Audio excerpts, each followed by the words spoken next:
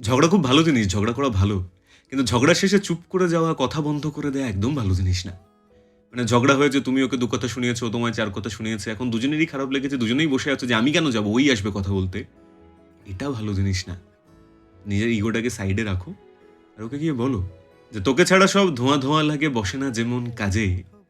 ঠিক বলেছিস, তুইই ভালো, আমিই ভীষণ বাজে।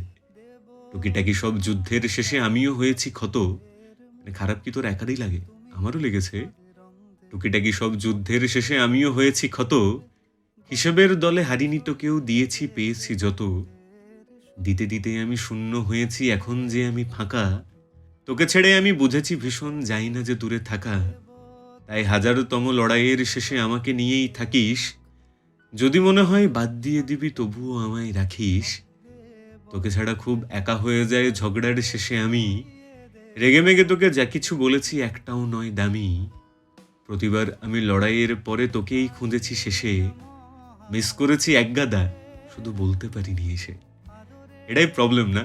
যে আমরা ঝগড়ার পরে ফেক আইডি থেকে স্টক করে নেবো। সারাদিন হাতে ফোনটা নিয়ে বসে থাকবো যে কখন ওর একটা টেক্সট আসবে। কিন্তু নিজে একটা টেক্সট করব না। আমারও ছিল জানো একজন, যার সাথে আমি খুব ঝগড়া করতাম। হেভি ঝগড়া হতো আমাদের। আর প্রত্যেকটা ঝগড়া শেষে বলতাম, "দেখবি একদিন আর তোর সাথে ঝগড়াই করব না।" এখন আমাদের আর ঝগড়া হয় না। কোনোভাবে আর হবেও না। তাই ঝগড়া করতে গিয়ে এতটা হারিয়ে যেও না, যে মানুষটাই হারিয়ে যাবে। কি হয়েছে দিনের শেষে তুমি যাবে তার কাছে, বলবে যে কালকে আবার ঝগড়া করব, আজকে এইটুকুই থাক। ব্যাস এইটুকুই তো। ঝগড়া করো। দিনের শেষে ওর কাছে ফিরে যাও।